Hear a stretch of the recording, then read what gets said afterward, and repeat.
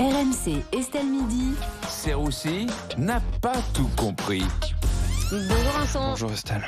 Vincent, vous ne comprenez pas aujourd'hui pourquoi dans Estelle Midi on n'a pas parlé de l'inscription de l'IVG dans la Constitution. Évidemment, moi j'attendais vos avis, j'étais impatient, j'attendais Fred dire oui bien sûr il le faut, sinon je vais avoir 15 gosses sur le dos, je sais pas, un truc un peu sympathique.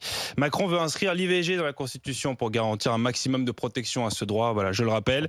Moi je suis d'accord, inscrivons. D'ailleurs j'en profite si possible, j'aimerais bien aussi inscrire mon livret A dans la Constitution parce que j'ai pas confiance dans les banques, voilà, petite demande que je fais au gouvernement. Bon, en tout cas il y a déjà plusieurs oppositions à ce projet, notamment celle de Gérard Larcher, le président du Sénat. Oui, Gérard Larcher, président du Sénat, a indiqué qu'il était contre l'inscription de l'IVG dans la Constitution. Après, bon, si on peut rassurer mon Gérard, je pense que voilà, aucune femme veut lui faire un enfant, qui s'inquiète surtout pas.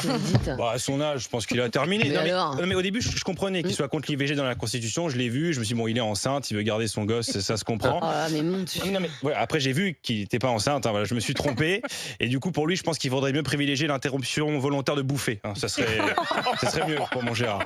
Mais vous, Vincent, vous comprenez cette volonté du gouvernement d'inscrire l'IVG dans la Constitution ? Pas vraiment. En fait, ce droit est menacé aux États-Unis, comme vous le savez, et on a peur que ça vienne en France. Alors que ce qui vient des États-Unis ne vient pas forcément en France. Regardez, les Américains, ils parlent super bien anglais, et c'est jamais arrivé chez nous. C'est vrai. C'est quand même bizarre que Macron nous parle d'IVG et en même temps de réarmement démographique. Vous trouvez pas ? C'est fou quand même. Il parle de sujets qu'il connaît pas, quoi. Les agriculteurs, les fins de mois difficiles, faire des enfants. Va falloir qu'il arrête au bout d'un moment. Mais c'est vrai que le président veut aussi encourager la natalité. Ça, on peut le comprendre. On peut le comprendre. D'ailleurs, je suis disponible pour le réarmement démographique, si quelqu'un entend ce message. Mais là encore, ça a créé du débat, Estelle. Sandrine Rousseau, elle a dit que la baisse de natalité était une bonne nouvelle. Et la meuf a 3 enfants. Voilà, sympa pour les gosses. Vraiment, beau message. Bon, après, elle les a appelés pissenlit, palmier et tulipe. Comme ça, elle a l'impression d'avoir des végétaux à la maison, ça la rassure. Autre débat dans l'émission, Vincent, faut-il faire payer les rendez-vous médicaux non honorés ? Ah oui, là, j'ai suivi votre débat. Écoutez, moi, oui. Je pense que oui, on peut faire payer les rendez-vous non honorés. Tant que c'est remboursé par la Sécu, moi, ça me va très bien. Aucun problème. Après, pour faire payer les rendez-vous médicaux non honorés, il faut déjà qu'il y ait des rendez-vous, Estelle. Oui, c'est vrai. Dans la Creuse, ils rêvent de pouvoir annuler un rendez-vous.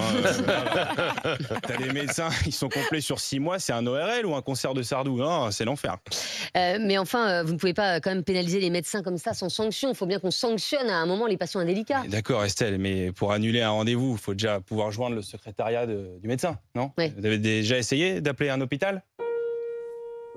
Bonjour à vous. Votre temps d'attente est d'environ 15 ans.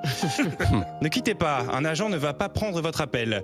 En cas d'annulation, vous serez facturé 250 €. Bonne journée. Voilà. Est-ce que ça vous donne envie, vous, Estelle ? Moi, non. Pas vraiment. Puis excusez-moi, mais bon, faut quand même le dire, dans ce pays, il faut 8 mois pour prendre un rendez-vous médical. Donc parfois, tu réserves en prévision. Voilà, tout simplement. Finalement, t'as rien et le médecin te facture quand même 150 balles. Bon, voilà, tu fais un AVC et t'as plus aucun rendez-vous. Donc compliqué.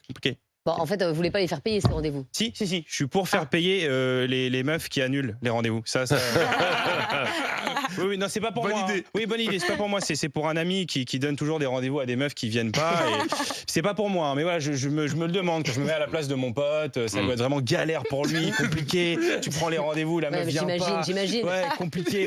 C'est pas pour moi. Mais voilà, non, vous avez compris. Mais pour revenir, mon ami d'ailleurs. Mais pour revenir sur les rendez-vous médicaux, on dit qu'il n'y a pas de rendez-vous, mais on fait quand même venir de plus en plus de médecins étrangers. Mais ça change rien, Estelle. T'as toujours 6 mois d'attente et de toute façon après, le médecin t'écrit une ordonnance, que ce soit en français ou en roumain. De toute façon, tu comprends pas. Donc voilà, dans tous les cas. Vincent Serroussi tous les jours dans l'émission pour Serroussi n'a pas tout compris et en podcast évidemment, allez-y. Et demain spectacle au point virgule, j'ai oublié de le mentionner. Exactement, 19h30. Exactement. Et en podcast. 19h ou 19h30 19h, pardon, 19h au point virgule. Oui, parce que 19h30 on arrive en retard. Bon, bien sûr. Très bien, et donc en podcast rmc.fr, l'appli RMC et toutes vos applis de téléchargement.